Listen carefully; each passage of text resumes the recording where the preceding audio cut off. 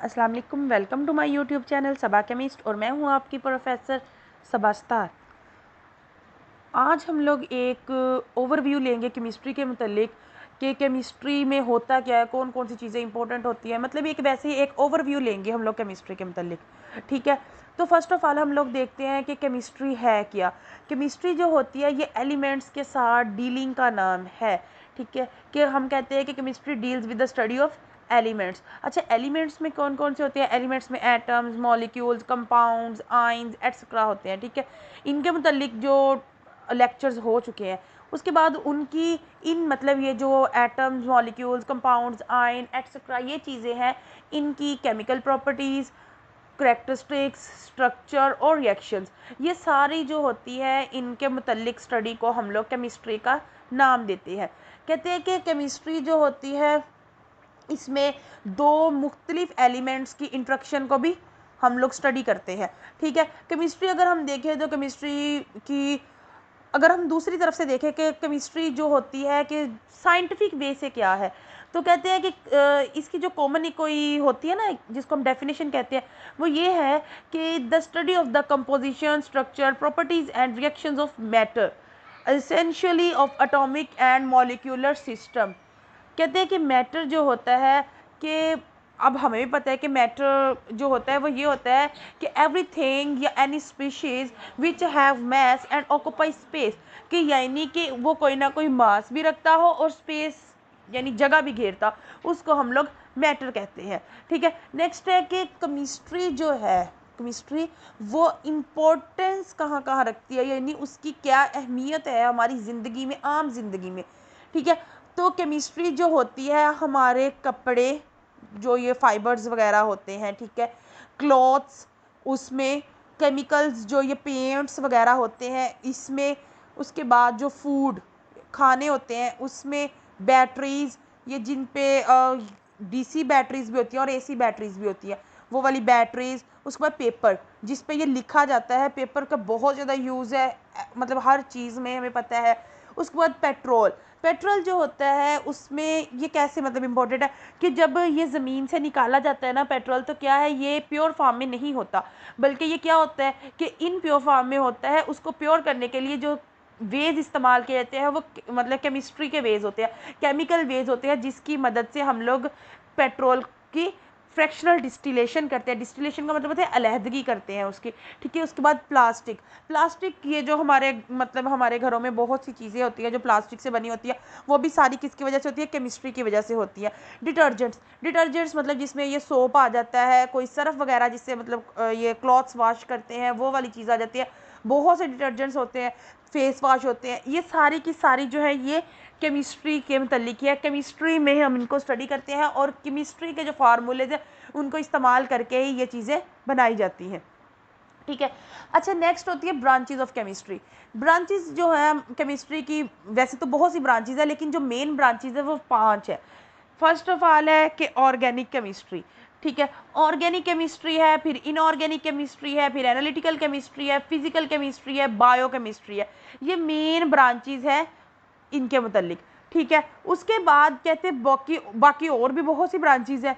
जिस तरह से अगर हम लोग देखें ना, तो जो बहुत सी ब्रांचेज है, जिस तरह ऑर्गेनिक, इनऑर्गेनिक होती है, physical, analytical, biochemistry, theoretical, polymeric, industrial, environment, nuclear, agrochemistry, उसके बाद एस्ट्रोकेमिस्ट्री, जियोकेमिस्ट्री, पेट्रोकेमिस्ट्री, रेडियोकेमिस्ट्री।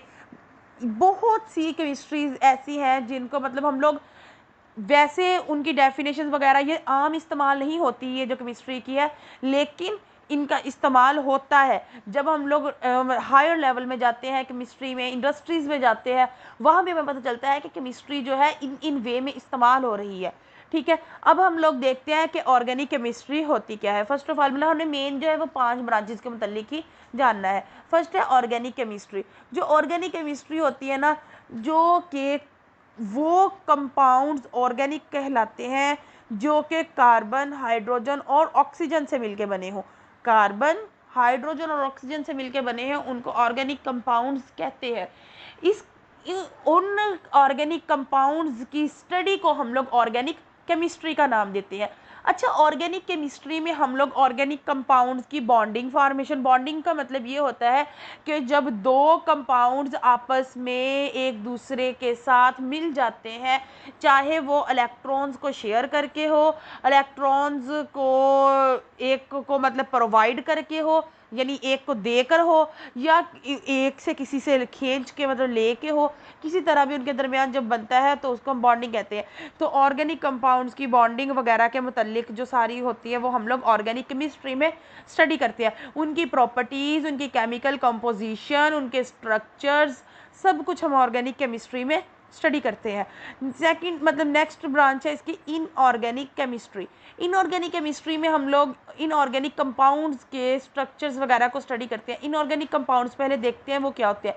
इनऑर्गेनिक कंपाउंड्स जो होते हैं, कार्बन, हाइड्रोजन, ऑक्सीजन के अलावा जो भी कंपाउंड्स होते हैं उनको हम लोग इनऑर्गेनिक कंपाउंड्स कहते हैं। इनऑर्गेनिक केमिस्ट्री जो होती है हम लोग कहते हैं कि the branch of chemistry which deals with the inorganic compound is called inorganic chemistry.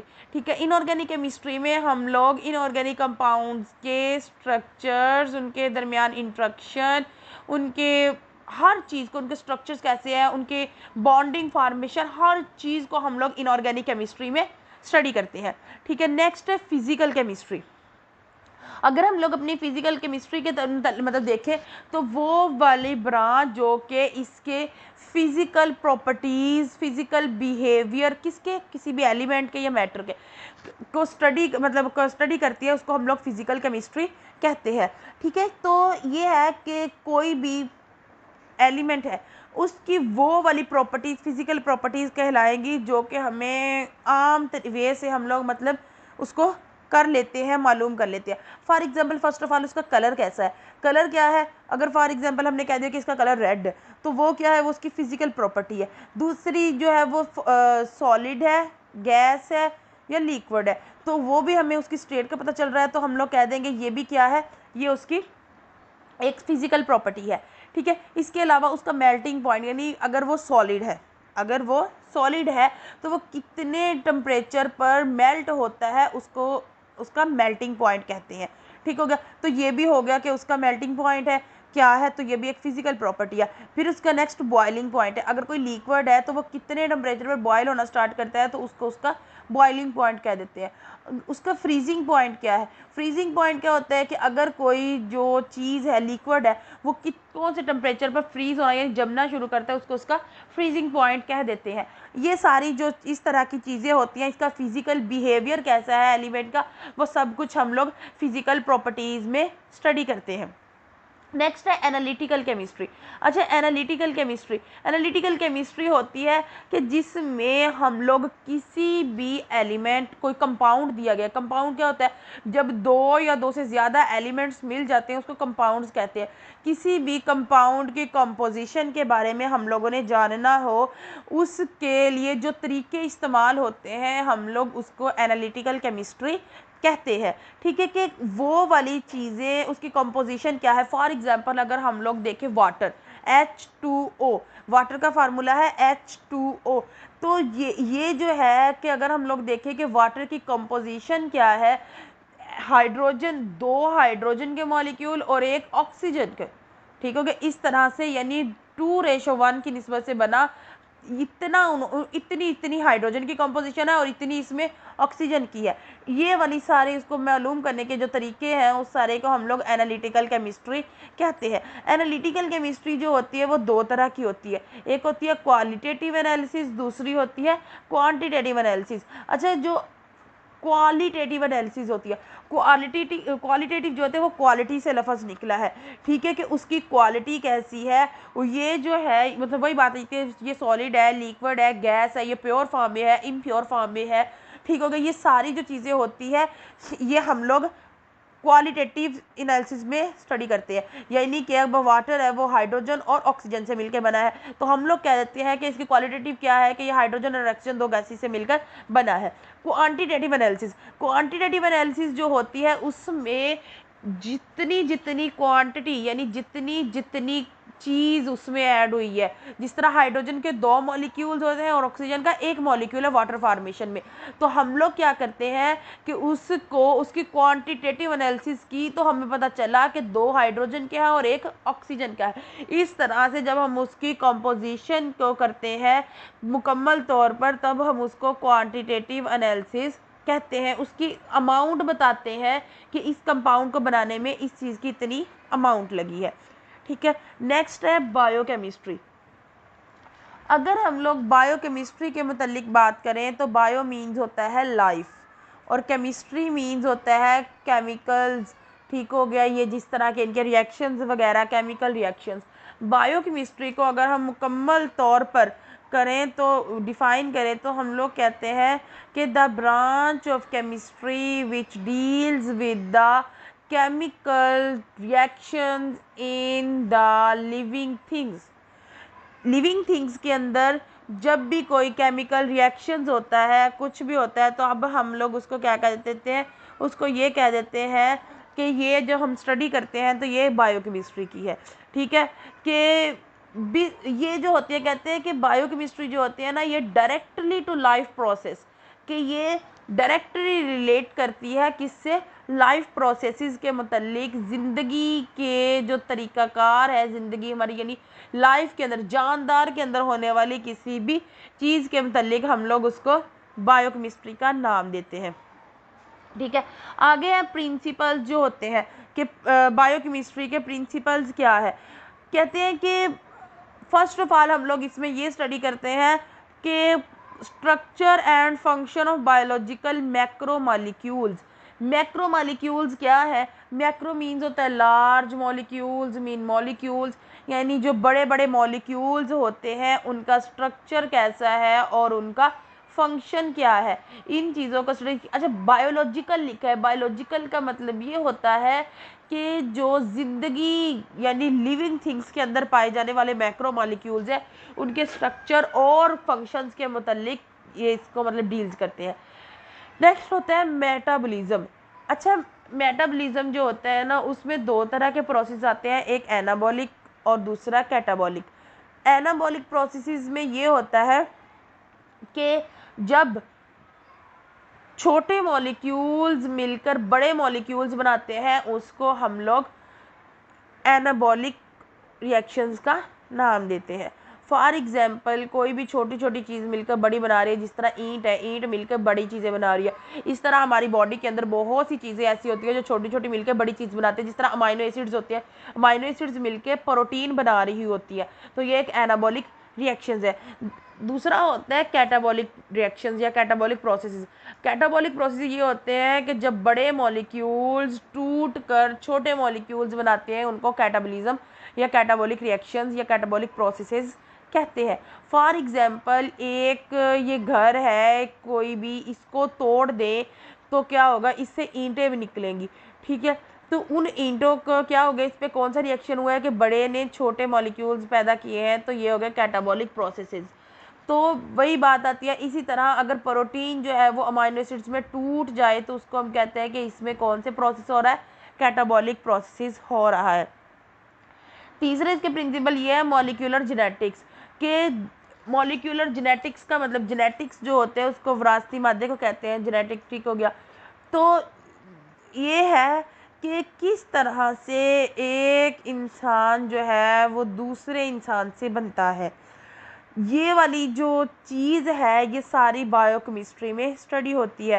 कि अब ये देखें, एक कह देते हैं कि जो ऑफस्प्रिंग्स यानी बच्चे होते हैं, छोटे बच्चे, कोई भी बेबी होता है, पैदा होता है, उसका डीएनए जो होता है वो सेम टू सेम अपने फादर जैसा होता है।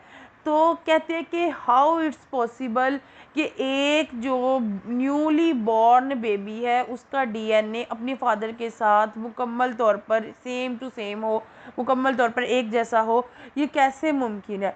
तो इन सारी चीज़ों की स्टडी हम लोग बायोकेमिस्ट्री में करते हैं कि किस तरह से एक जो मतलब बेबी है उसकी खसूसियात अपने पेरेंट्स से कैसे मिलती है। बहुत से मरतबा इस तरह कह देते हैं कि बेबीज़ के आइज़ का कलर अपनी मामा जैसा है या बाबा जैसा है। इस तरह से बालों के कलर के मुतल्लिक बहुत से स्ट्रक्चर, बॉडी स्ट्रक्चर के मतलब, ठीक है, शेप के मतलब भी कह देते हैं। बहुत सी चीज़ें ऐसी होती हैं जो देख के कह देते हैं कि इसकी जो है ये इसके पेरेंट्स जैसी है इस बेबी की। तो इन चीज़ों को हाउ इट्स पॉसिबल, इनको इनकी जो स्टडी है सारी वो हम लोग बायोकेमिस्ट्री में करते हैं। ठीक है, ये थी ब्रांचेस ऑफ केमिस्ट्री के, केमिस्ट्री की ब्रांचेस कौन कौन सी हैं। अब जो आगे वाला है वो है एटम। एटम होता क्या है, अभी हम लोगों ने थोड़ा सा मतलब मैटर के बारे में देखा, अब हम लोग देखते हैं एटम। जिस तरह से अगर हम लोग देखें कि हर चीज़ को, हर चीज़ जो होती है वो एक छोटे यूनिट से मिलकर बनी होती है, इसी तरह जो मैटर होता है, कोई भी एलिमेंट होता है, वो छोटे पार्टिकल्स एटम से मिलकर बना है। एटम जो होता है वो एक जो वर्ड एटमॉस से निकला है जिसको हम कहते हैं अनडिविजिबल, यानी कि उसको डिवाइड नहीं किया जा सकता। अगर हम लोग एटम के थोड़े से स्ट्रक्चर के बारे में बात करें तो एटम के सेंटर में एक टिनी न्यूक्लियस होता है। टिनी का मतलब होता है छोटा, टिनी न्यूक्लियस होता है, और लेकिन वो हार्ड और डेंस होता है, बहुत ज़्यादा हार्ड होता है और डेंस होता है। उसके न्यूक्लियस में प्रोटॉन और न्यूट्रॉन जो होते हैं वो होते हैं। प्रोटॉन पर पॉजिटिव चार्ज होता है, लेकिन न्यूट्रॉन जो होते हैं उस पर कोई चार्ज नहीं होता, वो न्यूट्रल होता है। और जो इलेक्ट्रॉन्स होते हैं वो न्यूक्लियस के गिर्द जो होते हैं वो घूम रहे होते हैं मुख्तलिफ ऑर्बिट्स में। ठीक है, तो इन एटम्स के हवाले से बहुत से स्ट्रक्चर्स आए, मतलब लोगों ने, जो साइंटिस्ट आए उन्होंने कहा कि इस तरह से होता है एटम, इस तरह से होता है, इस तरह से होता है। ठीक है, लेकिन कोई भी स्ट्रक्चर्स पहले पहले तो कोई भी फिट नहीं आ रहा था, कोई भी परफेक्ट नहीं था। जिस तरह से शुरू शुरू में कह रहे थे कि प्लम पडिंग मॉडल आया था एटम के मुतालिक, प्लम पडिंग मॉडल जो था उसमें ये कहते थे कि जिस तरह प्लम का ट्री होता है उसमें कहीं कहीं प्लम लगे हुए होते हैं, इस तरह से जो एटम है वो भी इस तरह से मुकम्मल तौर पर पॉजिटिवली चार्ज है, और कहीं कहीं पे इलेक्ट्रॉन्स जो होते हैं वो लगे हुए हैं। जिस तरह से अगर एक प्लेट में खीर डालकर रखी जाए और कहीं कहीं पे बादाम होते हैं, इसी तरह से वो जो पूरी प्लेट है वो पॉजिटिवली चार्ज मतलब एटम को शो करती है, और जो कहीं कहीं बादाम है वो नेगेटिवली चार्ज एटम को शो करती है। ठीक है, इस तरह से ये प्लम पडिंग मॉडल था। उसके बाद आया रदरफोर्ड, एक साइंटिस्ट था, रदरफोर्ड ने मतलब एटॉमिक मॉडल दिया। उसके मुताबिक ये था कि ये जो एटम होता है ना, वो उसके जो सेंटर में प्रोटॉन और न्यूट्रॉन होते हैं, और जो इलेक्ट्रॉन होते हैं वो क्या है, वो मुसलसल जो है वो न्यूक्लियस के गिर्द मूव कर रहे हैं। उसने ये मॉडल तो पेश कर दिया, लेकिन साइंटिस्ट ने क्या किया, साइंटिस्ट ने उसके मतलब उस मॉडल पे डिफेक्ट्स निकाले, खामियां निकाली। फर्स्ट मतलब पहले तो उन्होंने ये कहा कि इलेक्ट्रॉन जो है वो चार्ज्ड पार्टिकल है, यानी क्या है, उस पर नेगेटिव चार्ज होता है, चार्ज पार्टिकल है। चार्ज पार्टिकल है तो उसको तो मुकम्मल तौर पर जब भी वो हरकत कर रहा है, जिस तरह से उसने कह दिया है रदरफोर्ड ने कि वो घूम रहा है न्यूक्लियस के गिर्द, अगर तो वो घूम रहा है तो फिर तो उसको क्या करना चाहिए, मुसलसल रेडिएशंस खारिज करनी चाहिए, और जब जब वो रेडिएशंस खारिज करेगा एनर्जी खारिज होगी, एनर्जी के खारिज होने से ये होगा कि वो न्यूक्लियस के करीब होता जाएगा। एक वक्त ऐसा आएगा घूमते घूमते वो बिल आखिर न्यूक्लियस में गिर जाएगा, और इस तरह से क्या होगा कि वो जो एटम का स्ट्रक्चर है, एटम है, वो तबाह हो जाएगा, एटम का स्ट्रक्चर बरकरार नहीं रह सकेगा। दूसरे उन्होंने डिफेक्ट ये निकाला कि जिस तरह से इसने रदरफोर्ड ने पेश किया है मॉडल, उसके मुताबिक तो ये एटम को कंटिन्यूस स्पेक्ट्रम जो है वो शो करना चाहिए, लेकिन क्या है, कंटिन्यूस स्पेक्ट्रम वो शो नहीं कर रहा, बल्कि वो क्या कर रहा है कि वो एक जिसको कहते हैं लाइन स्पेक्ट्रम वो शो कर रहा है।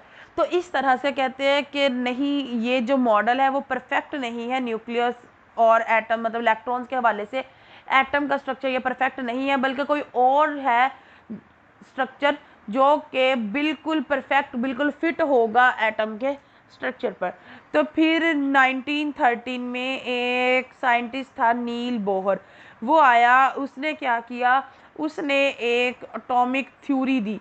एटॉमिक थ्योरी जो थी उसने ये उसकी जो एटॉमिक थ्योरी थी ना, वो quantum theory of Max Planck पर बेस करती थी।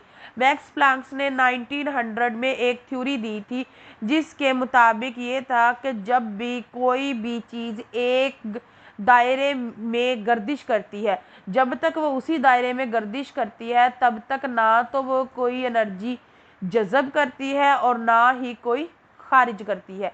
ठीक है, इस तरह से उसने उसको कहा था कि उन्होंने ये मतलब उसकी जो ये बॉहर था ना, नील बॉहर, उसने इसी बेस पर एटम का स्ट्रक्चर दिया।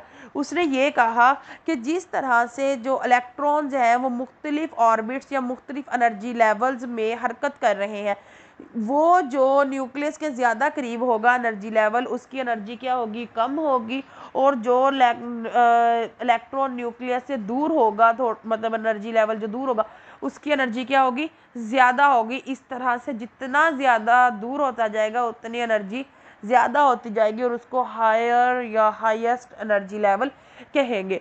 ठीक है, इस तरह से इसने क्वांटम थ्योरी की बेस पर इसने ये कहा कि जब तक एक फिक्स्ड एनर्जी लेवल में वो इलेक्ट्रॉन रहते हैं, ये ना तो एनर्जी जज़ब करते हैं और ना ही खारिज करते हैं, बल्कि वैसे ही जैसे वो घूम रहे हैं उसी एनर्जी में वो घूमते रहते हैं, उसी एनर्जी के हिसाब से उसी एनर्जी लेवल में वो घूमते रहते हैं। जब उन्होंने हायर लेवल से लोअर लेवल में जाना हो, हायर लेवल मतलब अप लेवल होता है और लोअर लेवल जो होता है वो लोअर, हायर एनर्जी लेवल से लोअर एनर्जी लेवल में जाना होता है, तो वो क्या करते हैं, वो एनर्जी को एमिट करते हैं यानी खारिज करते हैं। ठीक है, उसके बाद अगर इलेक्ट्रॉन ने लोअर एनर्जी लेवल से हायर एनर्जी लेवल में मूव करना हो तो वो क्या करते हैं, वो एनर्जी को जज़ब करते हैं। उनको एनर्जी चाहिए होती है क्योंकि लोअर एनर्जी लेवल में इलेक्ट्रॉन्स की एनर्जी क्या होती है, कम होती है, और हायर एनर्जी लेवल में जाने के लिए उसको ज़्यादा एनर्जी की ज़रूरत है। इसलिए वो क्या करते हैं, वो उसको अब्जॉर्ब करते हैं और अब्जॉर्ब करने के बाद वो हायर एनर्जी लेवल में चले जाते हैं। इस तरह से ये एक उसने एटम का स्ट्रक्चर पेश किया।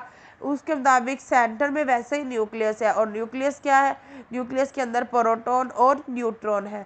न्यूक्लियस जो है वो हार्ड एंड डेंस पार्टिकल है, और इलेक्ट्रॉन जो है उसके गिर्द मूव कर रहे हैं, उसके गिर्द चक्कर लगा रहे हैं, और वो जो मतलब मूव कर रहे हैं जिन ऑर्बिट्स में, जिन एनर्जी लेवल्स में, वो फिक्स्ड एनर्जी लेवल्स हैं, वो ये नहीं है कि कोई किस तरह कोई किस तरह। ठीक है, और उसने फिर ये भी साबित किया, ये भी कहा कि जो एनर्जी जिस फॉर्म में, जो एनर्जी रेडिएशंस की फॉर्म में अमिट होती है या अब्जॉर्ब होती है, अमिट कब होगी, जब हायर लेवल से लोअर लेवल में जाएगा तो वो एनर्जी एमिट करेगा, और उस जो एमिट करने की एनर्जी होती है वो डेल ई के बराबर होती है। डेल ई जो होती है वो एच म्यू के बराबर होती है। ठीक है, एच इधर जो है वो प्लांक्स कांस्टेंट है, और जो म्यू है वो जो होता है वो फ्रीक्वेंसी होती है। इस तरह से उसने उसको किया कि ये एनर्जी जो होती है वो भी फिक्स्ड होती है, यानी एक एनर्जी लेवल से दूसरे एनर्जी लेवल, यानी जो अगर फर्स्ट नंबर ऑफ वाला एनर्जी लेवल है, फर्स्ट एनर्जी लेवल है, अगर उसने सेकंड में जाना है तो वो एच म्यू की फॉर्म में एनर्जी को क्या करेगा, अब्जॉर्ब करना है। और इसी तरह नंबर 2 से अगर 1 में आना है तो वो same amount of energy emit करेगा, यानी जितनी अगर नीचे वाले ऑर्बिट से ऊपर वाले ऑर्बिट में जाना हो तो जितनी अमाउंट ऑफ एनर्जी एक इलेक्ट्रॉन को अब्जॉर्ब करनी होती है, उतनी ही वो अगर हायर लेवल से लोअर में आना हो तो उतनी ही वो एमिट करता है। ठीक है, फिर उसने इस पूरे स्ट्रक्चर्स को जब उसने डिफाइन कर लिया तो उसने कुछ पास्टुलेट्स थे जो उसने दिए थे। उसने सबसे पहले हाइड्रोजन एटम की बात की, क्योंकि हाइड्रोजन जो है वो स्मॉलेस्ट एटम है पूरे के पूरे पीरियोडिक टेबल में। उसने हाइड्रोजन एटम की बात की, उसने कहा कि हाइड्रोजन एटम जो होते हैं वो बहुत ही छोटे न्यूक्लियस पर मुश्तमिल होता है जिसका रेडियस जो होता है वो आर होता है। हाइड्रोजन एटम जो होता है उसमें एक ही प्रोटॉन होता है और एक ही इलेक्ट्रॉन होता है, जबकि उसमें न्यूट्रॉन नहीं होता। तो इस तरह से वो कहते हैं कि इसके बहुत से ये छोटे पार्टिकल पर मुश्तमिल होता है। उसका जो न्यूक्लियस है वो भी बहुत ज़्यादा स्मॉल होता है एज़ कम्पेयर टू टोटल, मतलब जितनी उसने स्पेस ऑक्यूपाई की है उसके लिहाज से। सेकंड पास्टुलेट उसने ये कहा कि जो एक ऑर्बिट जिसमें वो मूव कर रहा है कोई भी इलेक्ट्रॉन, उसकी एनर्जी जो होती है वो फिक्स्ड होती है, कि ये नहीं है कि जी किसी में कितनी नहीं, बल्कि जो एक एनर्जी लेवल है उसकी एनर्जी जो होती है वो फिक्स्ड होती है, जिसको क्वांटाइज्ड कहते हैं। कहते हैं कि ये एनर्जी किस फॉर्म में होती है, मतलब उसकी एनर्जी जो फिक्स्ड एनर्जी होती है उसको क्वांटाइज्ड कहते हैं। कहते हैं कि इलेक्ट्रॉन जो होता है जब तक एक ऑर्बिट या एनर्जी लेवल में रहता है, ना तो वह एनर्जी को अब्जॉर्ब करता है और ना ही अमिट करता है। अब्जॉर्ब का मतलब जज़ब करना, कि ना तो वो अब्जॉर्ब यानी जज़ब करता है किसी भी फॉर्म में एनर्जी और ना ही उसको एमिट करता है, बल्कि अब जब उसने नीचे से ऊपर जाना है, किसी इलेक्ट्रॉन ने हायर एनर्जी लेवल में जाना है लोअर से, तो वो क्या करता है कि एनर्जी को अब्जॉर्ब कर लेता है। इसी तरह से जब किसी इलेक्ट्रॉन ने हायर एनर्जी लेवल से लोअर एनर्जी लेवल में जाना हो, तो वो क्या करता है कि वो एनर्जी को एमिट कर देता है। ठीक है, और ये जो एनर्जी होती है वो मतलब ये एच म्यू के बराबर होती है।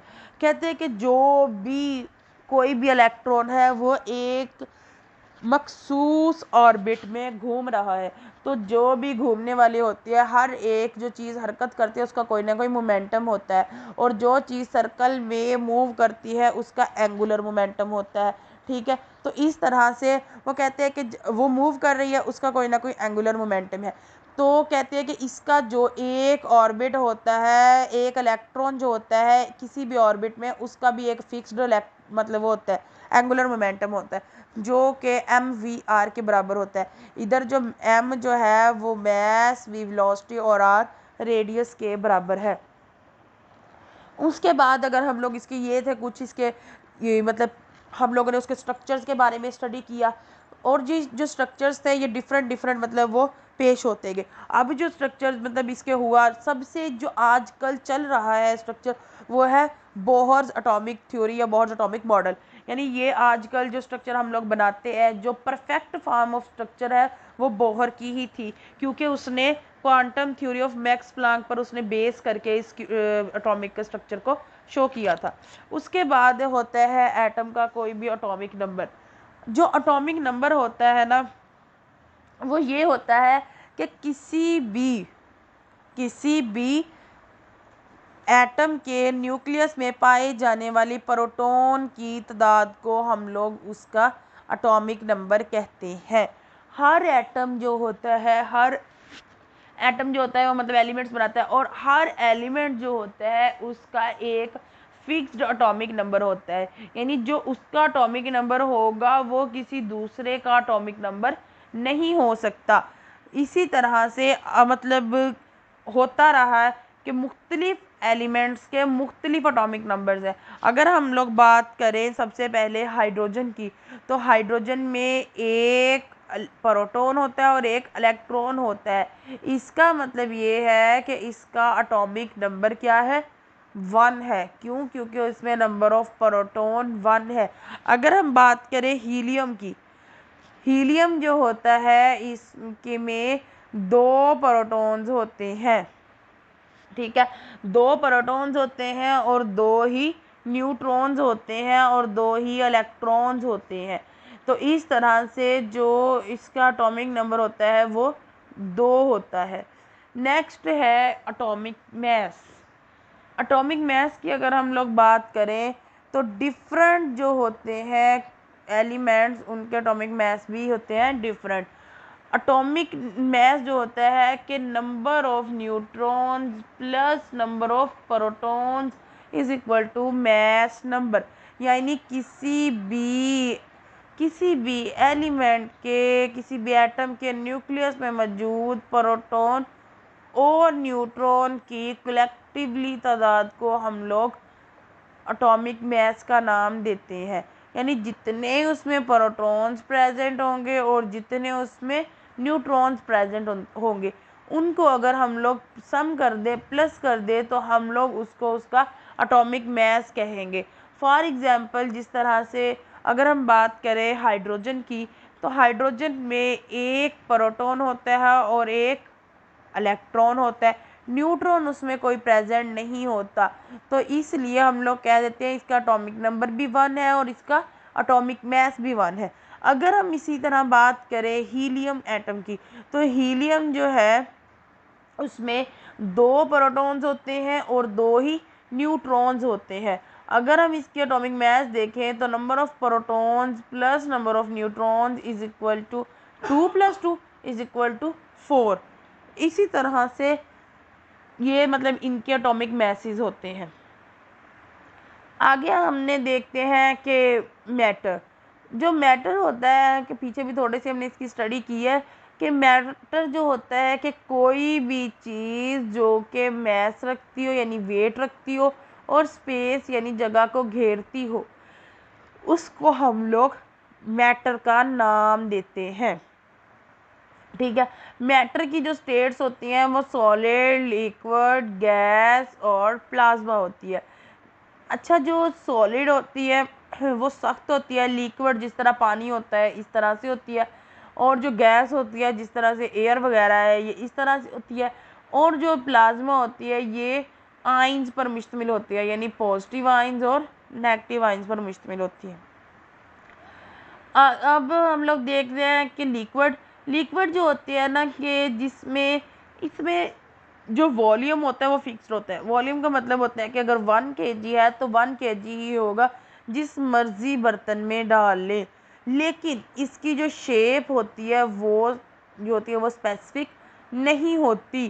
शेप जिस तरह से देखें, 1 लीटर अगर हम लोगों ने पेट्रोल लिया है तो वो चाहे हम लोग किसी ग्लास में डाल ले, वो चाहे किसी बोतल में डाल ले, वो बाइक में डाल ले, वो 1 लीटर ही रहना है, वो इंक्रीज नहीं होना, ना ही उसने ये करना है कि मैं ज़्यादा जगह घेर लूँ। लेकिन उसकी जो शेप है, जिस जिस चीज़ में भी हमने डाला उसने उस चीज़ की शेप को obtain कर लिया, मतलब उस चीज़ को हासिल कर लिया, उस शेप को हासिल कर लिया। ठीक है, इसी तरह से इसकी मुख्तलिफ होती है, मतलब शेप्स बन जाती है। अगर हम लोग बात करें इसकी कुछ एग्जांपल्स की, ऑयल होता है, वाटर है, ब्लड है, मरकरी है, मिल्क है, ये सारी जो है ये क्या है, लिक्विड की एग्जांपल्स है। अच्छा, मरकरी जो होता है ना, ये एक मेटल है मेटल, लेकिन ये लिक्विड फॉर्म में पाई जाती है। ये जो थर्मामीटर्स होते हैं बुखार चेक करने वाली, ये बुखार टेम्परेचर वगैरह चेक करते हैं, इसके लिए जो थर्मामीटर होते हैं इसके अंदर जो जो अप करता है, अप का मतलब होता है जो कि टेम्परेचर को मापता है। टेम्परेचर जब उसको महसूस होता है, थर्मामीटर पे जो टेम्परेचर लगता है वो गर्म होना शुरू होता है, तो जो मरकरी होता है वो ऊपर को चढ़ना शुरू हो जाता है थर्मामीटर में, तो वो मरकरी ही होता है जिसको पारा भी कहते हैं। ठीक है, फिर है नेक्स्ट स्टेट ऑफ मैटर में आ जाते हैं गैस। अच्छा, गैस जो होती है ना, इसके ना तो कोई वॉल्यूम फिक्स्ड होता है और ना ही इसकी कोई शेप फिक्स्ड होती है। अच्छा, सबसे पहले वॉल्यूम देखते हैं। अगर घर में तकरीबन ये जो परफ्यूम्स होते हैं, इन परफ्यूम्स की अगर हम लोग एग्जांपल लें तो क्या होता है, अगर हम लोग अपने कपड़ों वगैरह पे परफ्यूम का छिड़काव करें तो उसकी खुशबू पूरे रूम, इवन के पूरे घर से आने शुरू हो जाती है। ठीक है, इसका मतलब यही हुआ ना कि उसकी कोई भी फिक्स्ड कोई वॉल्यूम नहीं है, बल्कि जहाँ तक उसे जगह मिलेगी वहाँ तक वो खुद ब खुद ही बिखर जाएगी, खुद ब खुद ही वो चली जाएगी गैस जो है। ठीक है, अगर हम इसकी शेप की बात करें तो शेप तो इसकी बिल्कुल भी कोई नहीं है कि जिस तरह से जिस बर्तन में वो डालेंगे उसकी कोई शेप सी जो होती है थोड़ी बहुत वो अटेन कर लेते हैं, अदरवाइज इसकी कोई शेप होती ही नहीं है। ये तो किसी और चीज़ की भी मतलब नहीं करता। इसकी जो एग्जांपल्स की अगर हम बात करें तो एयर होती है, कार्बन डाइऑक्साइड हो गई, हीलियम हो गई, वाटर वेपर हो गए, ओजोन हो गए, ये सारे के सारे क्या है, गैसेस की एग्जांपल्स है। नेक्स्ट है सॉलिड्स।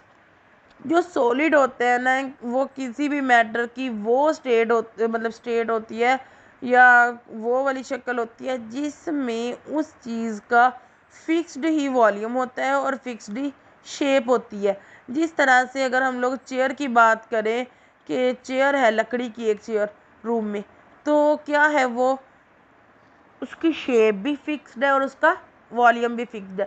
यानी जहाँ पे भी उसको रखेंगे, जितनी जगह उसने एक जगह पे घेरी हुई है ना, उतनी ही जगह पे वो दूसरी जगह पे मतलब फिट आ जाएगी। इसी तरह से वो कहते हैं कि इसकी जो शेप होती है वो भी फिक्स्ड होती है और इसका वॉल्यूम भी फिक्स्ड होता है। यानी शेप ये नहीं है कि अगर एक जगह से उठाकर दूसरी जगह पे रखेंगे तो उसकी जो शेप है वो चेंज हो जाए, नहीं, बल्कि उसकी जो शेप है वो भी फिक्स्ड होती है। जो सॉलिड्स होते हैं ना, उनमें पार्टिकल्स होते हैं वो नज़दीक नज़दीक होते हैं, ठीक है। इनमें कोई इतनी कोई ख़ास मूवमेंट नहीं होती, लेकिन ये अपनी जगह पर जहाँ पे ये फिक्स्ड होते हैं वहाँ पे ये थोड़ी बहुत वाइब्रेशन मतलब करते हैं, वाइब्रेट करते हैं, वाइब्रेटिंग मूवमेंट ये प्रोवाइड करते हैं। इस तरह से मुख्तलिफ़ तरीक़ों से ये मतलब करते हैं। लेकिन अगर हम बात करें लिक्विड की, तो लिक्विड की जो होती है, लिक्विड भी मूव करता है और तेज़ी से बह जाता है। गैसेस की बात करें तो गैसेस में तो हर तरह की मूवमेंट होती है, ठीक है। इसमें कहते होते हैं कि जो सॉलिड्स है ना, वो क्या होते हैं, वो बहुत ज़्यादा सख्त होते हैं। ये जल्दी मतलब सख्त का मतलब रिजिड होते हैं। इनको अगर हम कंप्रेस करना चाहिए, ये कंप्रेस नहीं होते हैं, बल्कि क्या हो जाते हैं, ये टूट जाते हैं। क्यों? क्योंकि इनके पार्टिकल्स बहुत सख्ती से एक दूसरे के साथ जकड़े हुए होते हैं। यानी ये एक दूसरे के साथ फुली पैक्ड होते हैं, इनके दरमियान जगह नहीं होती कि अगर इनको हम लोग दबाव दें, दबाव डालें इस पर तो ये क्या हो, कंप्रेस हो जाए, ऐसा कोई सिस्टम नहीं होता। नेक्स्ट लास्ट इसकी जो है स्टेट वो है प्लाज्मा। प्लाज्मा क्या है? जो प्लाज्मा होता है ना, वो फोर्थ स्टेट ऑफ मैटर होती है। प्लाज्मा जो होती है मुख्तलिफ आयंस यानी पॉजिटिवली आयंस और नेगेटिवली आयंस, इस तरह से ये जो मिल के बनी हुई होती है। इसमें जो पॉजिटिव और नेगेटिवली चार्ज पार्टिकल्स होते हैं वो मिक्स हुए होते हैं और ये मिलकर प्लाज्मा स्टेट बनाते हैं। जो प्लाज्मा स्टेट होती है, इनके दरमियान जो बॉन्ड होता है वो सॉलिड, लिक्विड और गैसेस तीनों से ज़्यादा होता है। क्योंकि हमें पता है कि जो अपोजिट चार्जेस होते हैं वो एक दूसरे को अट्रैक्ट करते हैं। जब वो अट्रैक्ट करते हैं वो एक दूसरे को अपनी तरफ धकेलते हैं।